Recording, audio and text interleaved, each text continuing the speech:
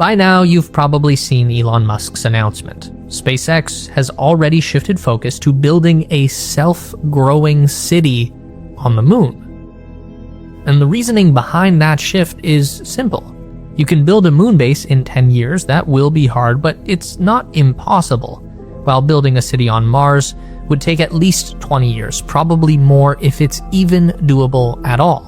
Which realistically, there's always been a good chance it just doesn't work and everyone dies. Elon himself has admitted this in no subtle terms on many different occasions.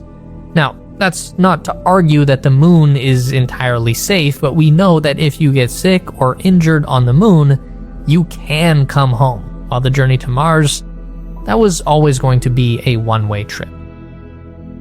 So we might know why this is happening, but exactly what is about to happen is going to look more like science fiction than anything NASA has ever dreamed up. What is a self-growing city on the moon? Well, if you've been following this story for any amount of time, you'll probably recognize that this is one of many statements from Mr. Musk that is designed to be highly provocative, yet purposefully vague. It's like Tesla's new mission statement, to build a world of amazing abundance. Sounds cool, but what does it really mean? That's open to interpretation. Though the self-growing city terminology does give us a pretty solid hint in the direction that this is all going. AI, automation, and robots.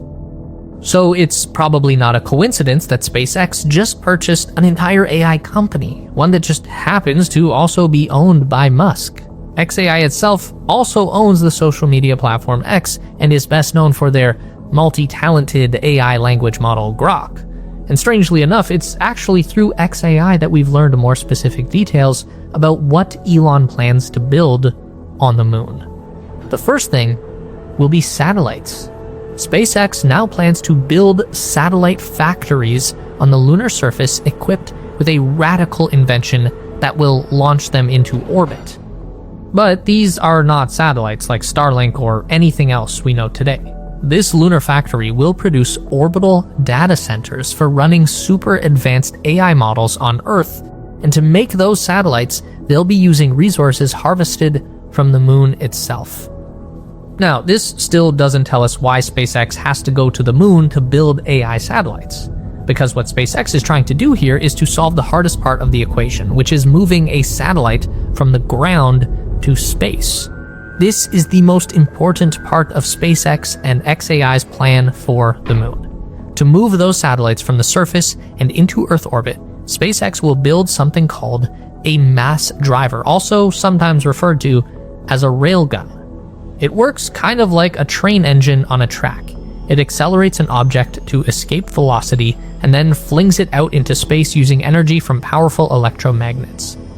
It's actually not that different from the technology that allows an electric car to launch from 0 to 60 in 2 seconds. And guess what? Musk has some experience in that field already. Because the moon is much smaller than the Earth, it has no atmosphere to create wind resistance. It therefore has a relatively low escape velocity, which is the speed required to overcome gravity. On Earth, that speed would be 11.2 kilometers per second. But escape velocity from the moon is a mere 2.38 kilometers per second. For anyone trying to do the math, that's still over 8,600 kilometers per hour. So while this is similar to an electric car in theory, it's still the biggest, most powerful electric vehicle ever conceived. Regardless of that challenge though, it would still be so incredibly easy to reach space from the moon when compared to the massive complications of launching from Earth. From the moon, you don't actually need rockets or fuel or any kind of hardware that consumes resources and requires maintenance. It's all reduced down to magnets, a big steel rail, and electricity. Now this is all cool, but who's going to build all of this crazy stuff on the moon? Well, it's not going to be guys in spacesuits, that's for sure. It's gonna have to be robots. And we also know where those robots are coming from. That's Optimus, the Tesla bot, and it is working toward being able to accomplish one key thing to make building on the moon a reality. You see, building on the moon has a major challenge because we can't bring the Earth along with us no matter how hard we try. Let's use the Apollo missions as our example. The Saturn V moon rocket. It stands as one of the most powerful machines ever created by human beings. It towers over almost every other rocket in existence, and this is the payload that Saturn V was able to deliver onto the surface of the moon, the lunar module. Just barely enough hardware to land a pair of astronauts, keep them alive for 3 days, and then blast them back off into space. One of the lofty goals that Musk has recently spoken about for the Tesla bot is achieving a level of self-replicating technology that works in a very similar way to the old sci-fi concept of the von Neumann probe. If you're not familiar, the idea is to make a spacecraft that would be able to explore the galaxy at slower than light speed over the course of millions of years.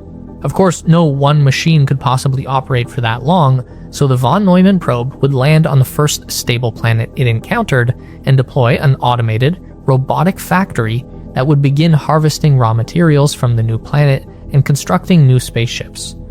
Then the replicated ships would go off in all directions and find their own planets to set up shop and build more spaceships, and on, and on, and on, until the von Neumann probes have spread throughout the entire galaxy.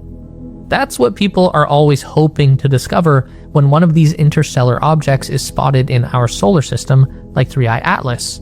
It's the potential to see an ancient alien probe in action, although as far as we can tell, it always just turns out to be a weird rock. But that concept applied to Tesla's Optimus would be more than just robots building robots.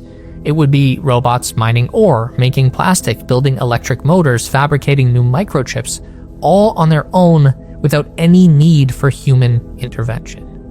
Now, when we go back to that term, self-growing city, we are beginning to really understand what Elon is hinting at. This is a lot more than just building on the moon. This is a full supply chain from mining to manufacturing.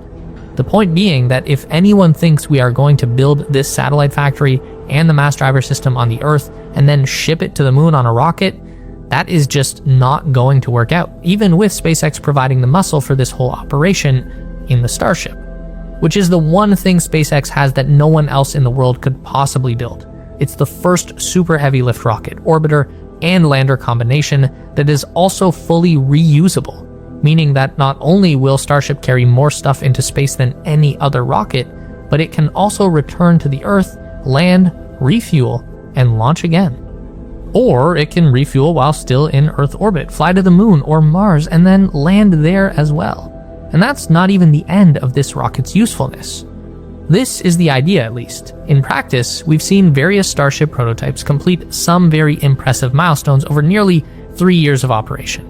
We've seen 11 of them launch, a few of them land, and 2 that were able to deploy a small payload into space. But we've also seen a lot of Starships just blow up in midair. So, even through a very optimistic lens, this is still very much a work in progress, and that is fine.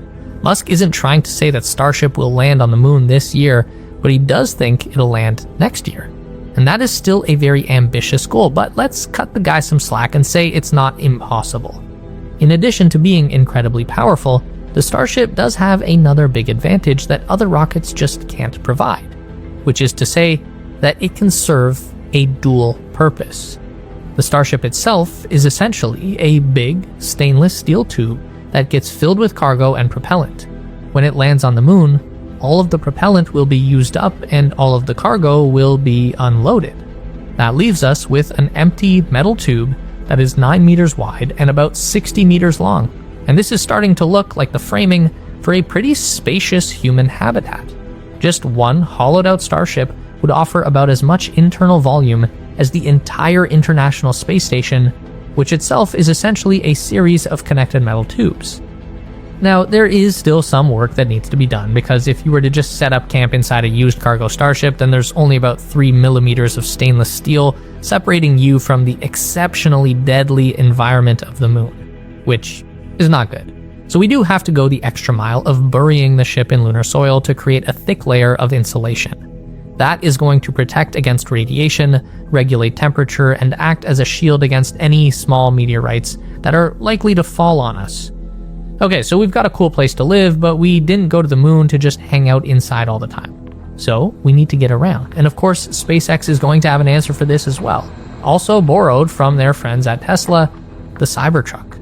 Can't sell them on Earth, might as well start launching them into space.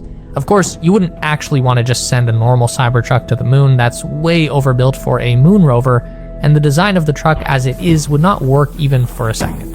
Fluids would boil off, rubber tires would explode, it would be a mess. But the basic concept of the Cybertruck is sound, and it could just be the key to unlocking the potential of the moon. NASA used electric vehicles on the moon back in the 1970s, and they worked great with the technology of the era, so obviously Tesla can do a lot better in this day and age. The driving range of those old Apollo dune buggies was a little less than 100 kilometers on a non-rechargeable battery, which is actually pretty impressive for the time, so just imagine how far we could go today on a single charge. Tesla's autonomous driving AI would also play a huge role. Now we can have these vehicles moving around robots and loads of raw materials without any humans needing to get involved. That gives people more time to focus on the important things like science and exploration. Now at the heart of this self-growing city needs to be energy, a lot of it. There is a humongous difference between powering a small human outpost and operating a massive AI satellite factory and mass driver system. And that energy will come from the sun. One of the many big changes that Elon has made recently to both the Tesla and SpaceX business model is to prioritize the manufacturing of solar panels. But not just any solar panels. You see, right now, almost every solar panel in the world is made in China. And that's a problem for an American company like SpaceX, because while solar panels are actually fairly cheap to build, markups and incredibly high import tariffs make them fairly expensive to buy. So Musk has directed both of his largest companies to build their own solar panels in the USA, and he set the goal of producing 100 gigawatts per year of solar capacity. For scale, 100 gigawatts is about 1/5 of the current United States electricity generation. So in 5 years of manufacturing at that scale, Tesla and SpaceX would have enough solar panels to power America all on their own. But that's not what they're going to do. Elon's plan for the majority of that solar production is to launch it into space. Every single one of those AI data center satellites is going to need a massive array of solar panels to run the supercomputers within. Plus, there's the factory that builds them and the mass driver that launches them. This will also need an incredibly large collection of solar panels. So is it even possible to make enough of them? Well, one thing that Musk points out is that a solar panel made for Earth and one made for space can be very different products. Most of what we consider to be a solar panel is the heavy glass and metal case that holds the photocells and protects them from the elements. There's no weather in space or on the moon, so you don't need all of that. The worst case scenario would be that a panel gets hit with a space rock, and in a world where solar cells are cheap and abundant, you would simply just change it out for a new one, no big deal. And if anything, this actually sheds some light onto what Tesla means when they say things like amazing abundance. It doesn't mean Cybertrucks everywhere, it means that when energy is cheap and labor and transportation are automated, then you can essentially build anything, and humans are only limited by our ability to invent.